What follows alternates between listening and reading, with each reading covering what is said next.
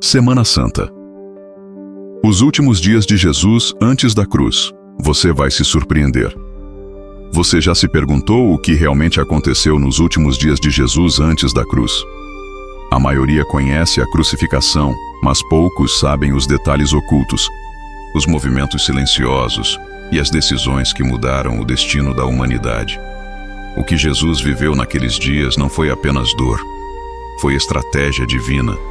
E o mais impressionante, tudo estava escrito.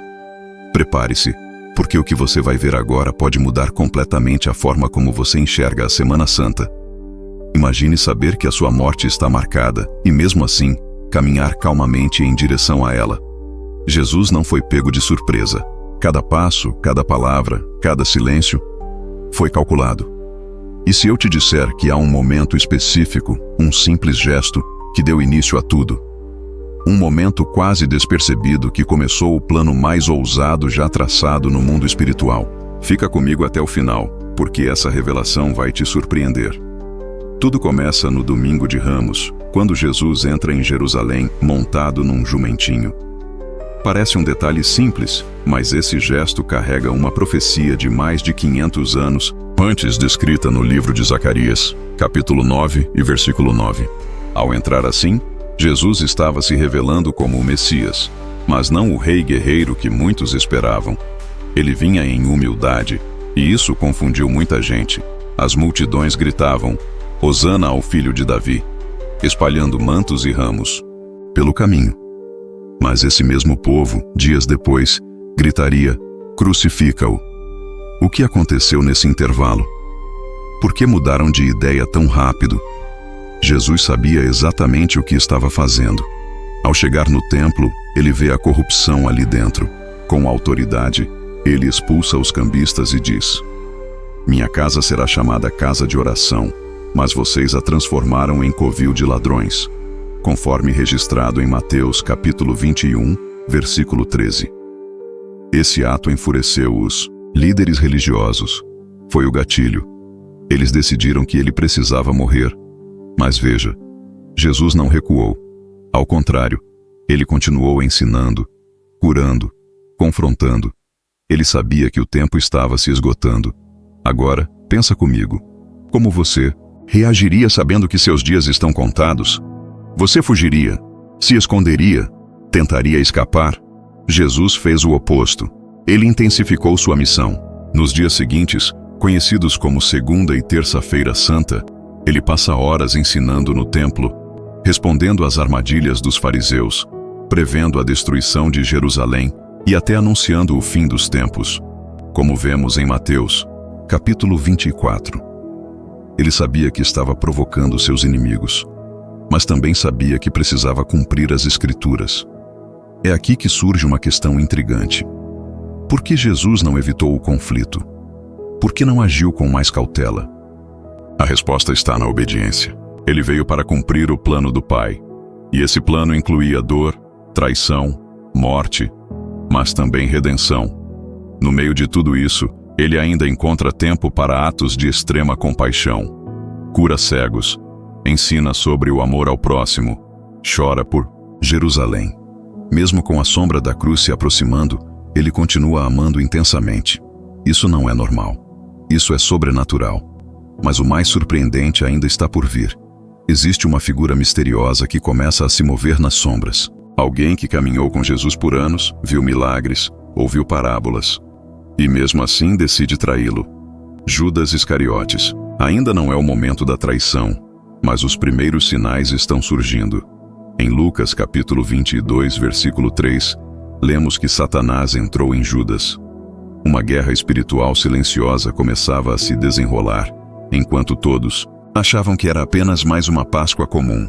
E se eu te disser que os próprios discípulos estavam confusos? Eles ainda não compreendiam a profundidade da missão de Jesus. Enquanto ele falava da sua morte, eles disputavam quem seria o maior no reino dos céus.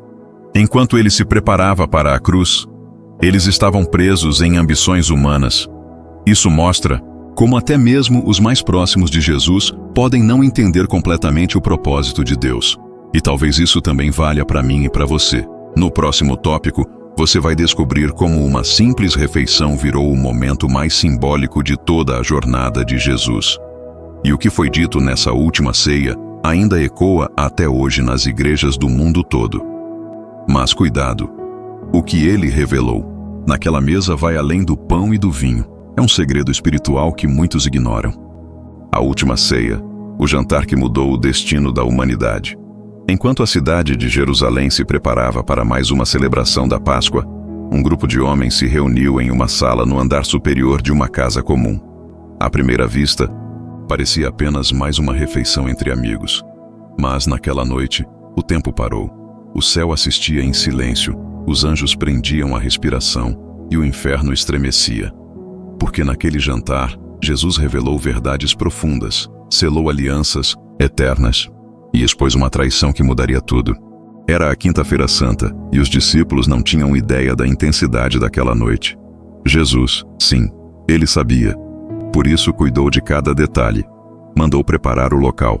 Pediu que buscassem o cordeiro e, como registrado em Lucas capítulo 22, versículo 15, ele disse: "Desejei ansiosamente comer esta Páscoa com vocês antes de sofrer." Pare por um momento.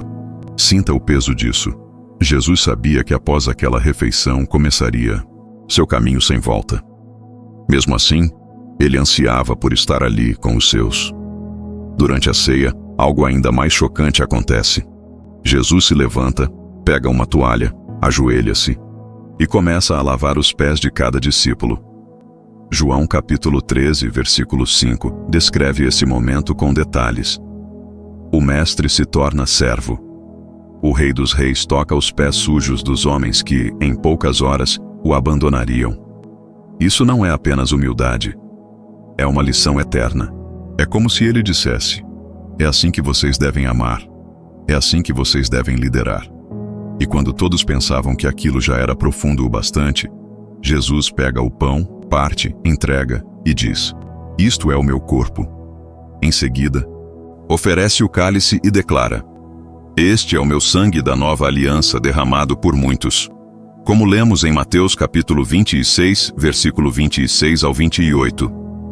Nesse momento, ele não estava apenas compartilhando uma refeição. Ele estava instituindo o símbolo máximo da fé cristã, a Santa Ceia. Um ato que seria repetido por gerações, em memória dele, em cada canto do mundo. Mas ali, entre o pão e o vinho, havia algo não resolvido. Jesus olha para os rostos ao redor da mesa e então solta a bomba: "Um de vocês vai me trair." O silêncio é imediato. O medo percorre cada olhar. "Serei eu, Senhor?" Perguntam, um por um, até que chega a vez de Judas. A tensão aumenta. E Jesus responde, com uma frase enigmática, registrada em João capítulo 13, versículo 26. "É aquele a quem eu der o pedaço de pão molhado." Ele molha o pão e entrega a Judas, o traidor. Satanás entra nele. Judas se levanta e sai. Era noite. Pensa nisso. Mesmo sabendo da traição, Jesus ainda lavou os pés de Judas. Ainda partilhou o pão com ele. Ainda o chamou de amigo. Esse é o amor que excede todo entendimento. Um amor que não se baseia no merecimento, mas na decisão de amar. Esse amor está disponível para mim e para você hoje. Mesmo que tenhamos falhado, mesmo que tenhamos negado, o coração de Jesus continua estendido, assim como naquela mesa. Após Judas sair, o ambiente muda. Jesus começa a preparar os outros para o que viria. Ele fala sobre o Espírito Santo. Fala sobre a videira e os ramos. Fala sobre perseguições. Fala sobre paz. E então, ele ora. João capítulo 17 registra essa oração. É uma das mais belas de toda a Bíblia.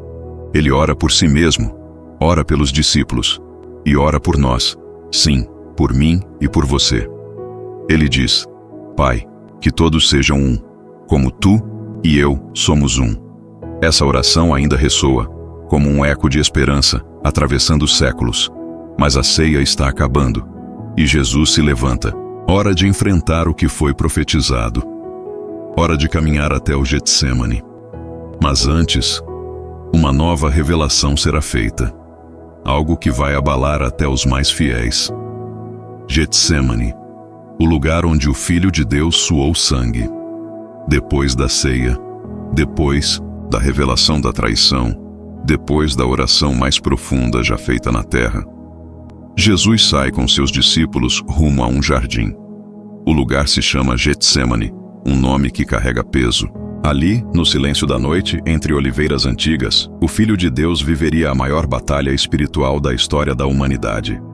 E o mais assustador, nenhum soldado romano estava presente ainda. A guerra que começou ali era invisível aos olhos humanos, mas poderosa no mundo espiritual. Jesus sabia que era chegada a hora. Ele havia alertado os discípulos, como vemos em Mateus capítulo 26, versículo 36. Assentai-vos aqui, enquanto vou ali orar. Ele leva consigo Pedro, Tiago e João, os mais próximos, os que viram a transfiguração, os que testemunharam milagres. E mesmo assim, adormeceram. Enquanto isso, a alma de Jesus estava em agonia. Ele se afasta um pouco, se curva ao chão e ora: Pai, se possível, afasta de mim este cálice, mas que não seja feita a minha vontade, e sim a tua. Imagine isso. O Salvador do mundo, o Rei do Universo, em posição de total vulnerabilidade. A pressão era tão intensa que, como diz Lucas capítulo 22, versículo 44, o seu suor tornou-se como grandes gotas de sangue caindo sobre a terra. Esse fenômeno é real e raro. Chama-se hematidrose e só ocorre sob extremo estresse emocional. Jesus, o Deus encarnado, estava diante da decisão mais difícil da eternidade: aceitar a cruz ou recuar. E enquanto ele suava sangue, os discípulos dormiam. 3 vezes Jesus volta e os encontra assim. 3 vezes ele clama sozinho. E talvez aqui esteja uma das lições mais duras da fé. Nem sempre quem está ao seu lado vai suportar a dor que você precisa enfrentar. Tem batalhas que são solitárias.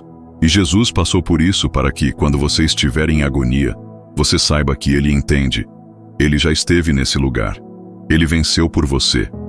E então, Ele se levanta. Ele sabe que o traidor está a caminho. E aqui, o tom da história muda. Passamos da angústia silenciosa para a aproximação do confronto. Judas surge, acompanhado de uma multidão com espadas e paus. O beijo que sela a traição é frio, calculado e devastador. Mateus capítulo 26, versículo 49, registra: Salve, mestre, disse Judas, e o beijou. Jesus responde com palavras que ecoam graça: Amigo, para isso vieste? Ele ainda o chama de amigo, mesmo agora. Mesmo assim, Pedro tenta reagir. Puxa a espada, corta a orelha de um servo. Mas Jesus o interrompe: Guarda tua espada. Quem com ferro fere, com ferro será ferido, como registrado em Mateus capítulo 26, versículo 52. E então, ele toca a orelha do servo e o cura. Mesmo sendo preso, mesmo sendo traído, ele cura. Isso é amor em sua forma mais pura. Mas o detalhe mais chocante ainda estava por vir. Todos os discípulos, aqueles que juraram fidelidade, fugiram. Todos. Como estava escrito em Zacarias, capítulo 13, versículo 7, ferirei o pastor e as ovelhas do rebanho se dispersarão. E assim foi. Jesus estava agora sozinho, preso, entregue, caminhando rumo aos tribunais humanos, mas debaixo do plano celestial. E se você acha que essa prisão foi uma derrota, pense de novo. Jesus se deixou prender. Ele se entregou voluntariamente. Em João capítulo 18, versículo 4, está escrito que Jesus, sabendo tudo o que lhe havia de acontecer, saiu e perguntou: A quem buscais? Ele não correu, não se escondeu. Ele foi ao encontro dos que o viriam levar. Porque o plano divino estava apenas começando. Agora que o Getsêmani se calou, a história avança para um cenário ainda mais escuro. Um julgamento injusto, acusações falsas, silêncio diante do caos e uma promessa prestes a ser quebrada. Sim, alguém negaria conhecer o Filho de Deus, mas não era um inimigo, era um amigo. Negado 3 vezes. O galo vai cantar e o Medo vai falar mais alto. Enquanto Jesus era levado, amarrado para enfrentar os líderes religiosos e os tribunais, Pedro, aquele mesmo que tinha dito, "Estou pronto para morrer contigo", o seguia de longe. A distância não era apenas física, era emocional, espiritual.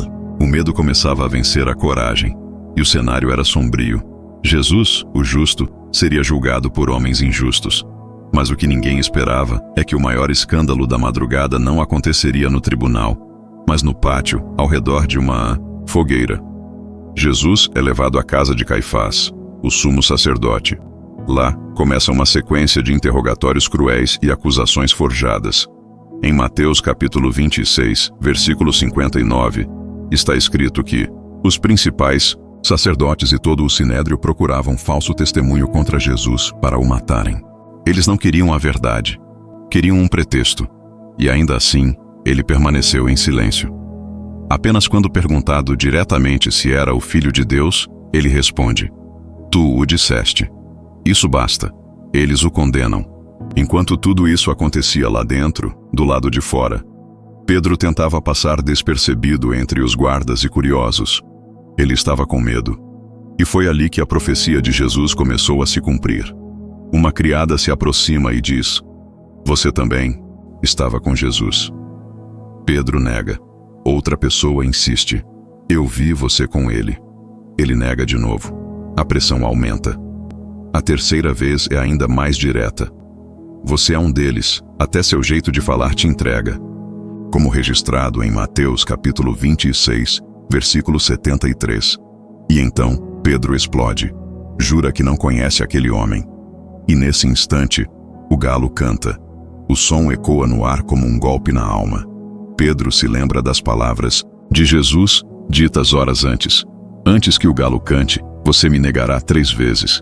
Ele olha para dentro, e os olhos de Jesus o encontram. Não há raiva neles. Há dor, há compaixão. Pedro sai dali e chora amargamente.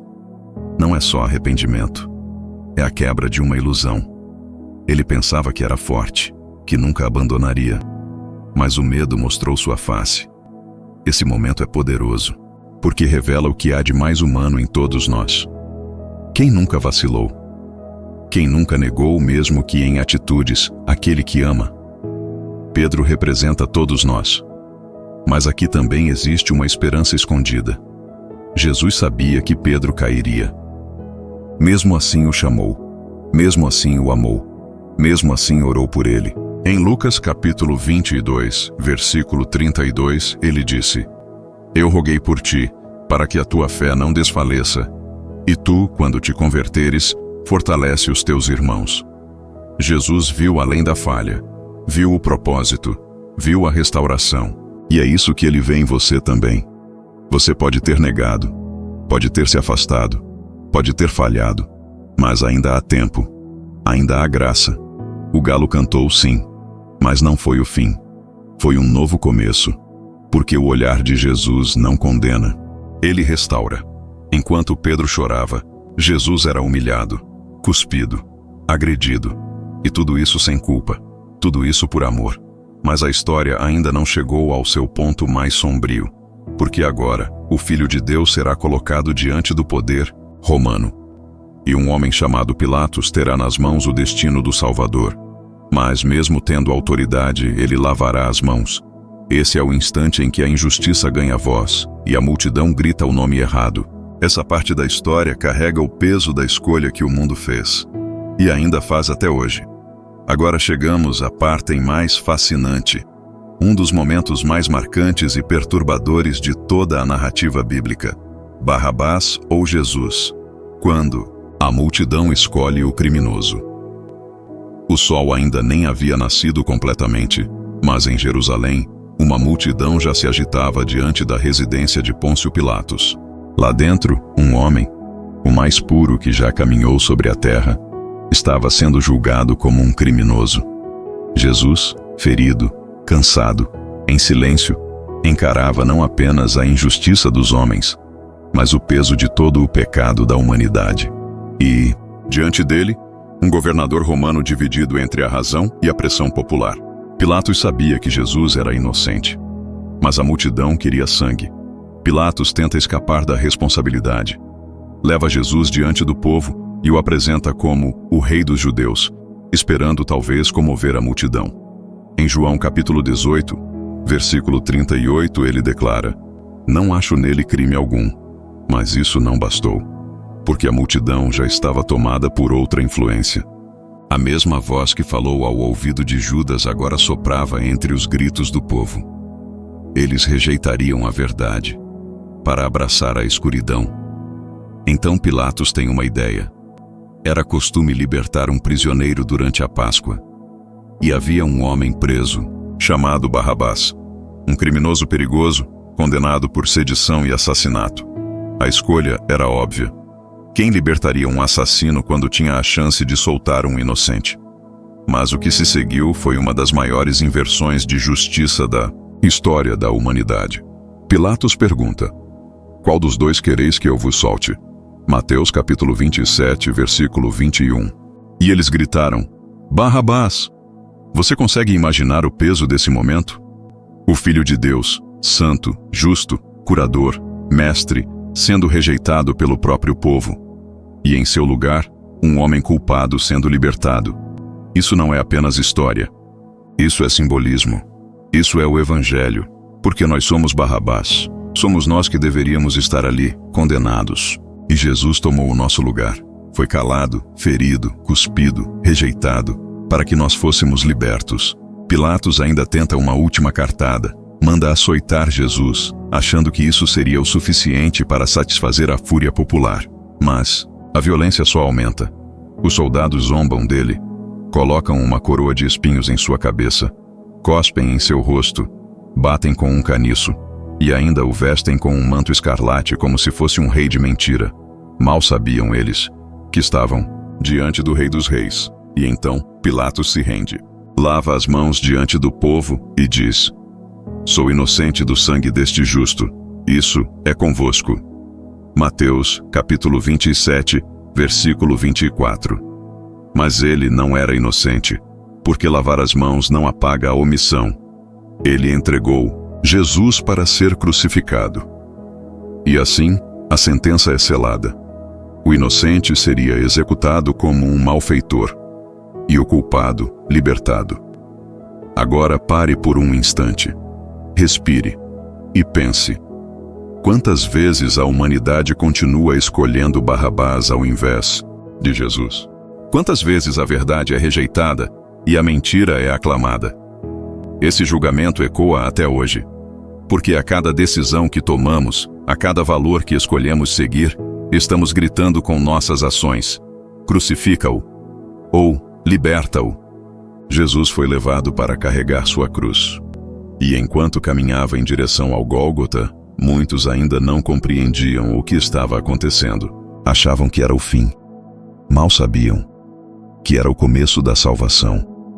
Mas essa parte, o momento exato da crucificação, a agonia das 6 horas na cruz, as palavras finais de Jesus, tudo isso é tão profundo, tão impactante, que merece ser contado com toda a intensidade num outro capítulo dessa jornada. Agora, uma verdade precisa ser dita. Jesus escolheu o silêncio diante da injustiça para que nós pudéssemos gritar por salvação diante do trono de Deus. Ele foi trocado por Barrabás para que nós fôssemos trocados pela justiça divina. E é por isso que hoje, essa história ainda tem poder para transformar vidas. Se essa mensagem falou com você, se abriu seus olhos para algo que você ainda não tinha percebido, não deixe isso morrer aqui. A Semana Santa não é apenas uma lembrança litúrgica, é um grito eterno vindo do céu, ecoando no coração de quem tem ouvidos para ouvir.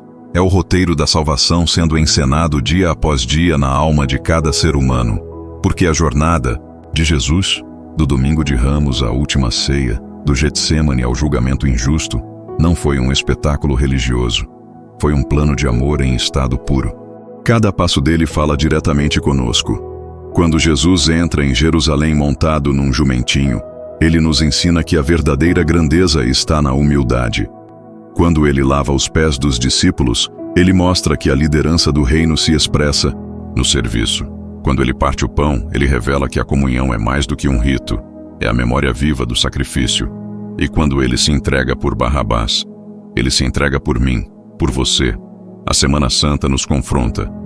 Porque ela pergunta: quem você tem escolhido? Jesus ou Barrabás? Ela nos pergunta: você está com ele na mesa ou está dormindo no jardim? Ela grita: você está lavando as mãos como Pilatos ou dobrando os joelhos como Pedro arrependido? Celebrar a Semana Santa à luz da Bíblia não é apenas seguir um calendário. É viver com o coração mergulhado no arrependimento, na gratidão e na transformação. Em Romanos capítulo 6, versículo 6, está escrito: sabemos que a nossa velha natureza foi crucificada com ele, para que o corpo do pecado seja destruído. Isso significa que a cruz de Jesus é um espelho. Ela nos mostra quem somos e o que precisamos deixar morrer em nós. Guardar a Semana Santa é mais do que jejuar ou participar de cultos especiais. É se perguntar, como em Gálatas capítulo 2, versículo 20: já estou crucificado com Cristo, e vivo, não mais eu, mas Cristo vive em mim. É uma chamada à mudança, uma convocação à fé viva, uma entrega completa. Jesus não morreu para sermos religiosos. Ele morreu para nos tornar livres. Por isso sim, devemos observar a Semana Santa, mas não como ritual vazio, e sim como um tempo de consagração, de mergulho espiritual, de confronto com a nossa verdade. Devemos praticá-la com reverência, com propósito e com o coração disposto a deixar a cruz nos transformar de dentro para fora. Frases que precisam ficar marcadas na alma. Jesus não morreu para te impressionar. Ele morreu para te salvar. Não basta lembrar da Semana Santa como se fosse um evento distante no calendário. Ela precisa ser vivida com o coração rendido e os olhos fixos na cruz. Não guarde apenas a Semana Santa. Deixe que ela guarde você. Porque a cruz foi o preço, mas você é o prêmio. O mundo escolheu Barrabás, mas Jesus escolheu você. E o silêncio de Jesus diante da injustiça continua sendo o som mais alto do amor. A cruz não pede espectadores. Ela chama por seguidores. E a pergunta que fica é: você vai viver essa verdade ou só lembrar dela? Se essa mensagem tocou seu coração, não deixe isso morrer aqui. Clique agora para se inscrever no canal. Ative o sininho para não perder nenhum conteúdo que edifica e transforma. Deixe seu like, porque isso mostra que você está junto nessa missão. Comente aqui embaixo qual parte da história de Jesus mais falou com você. Sua opinião importa. E compartilhe esse vídeo com alguém que precisa ouvir essa verdade. Você pode ser o instrumento que Deus quer usar para alcançar outra vida hoje. Não subestime o poder de um clique. A história ainda não acabou. E você faz parte dela.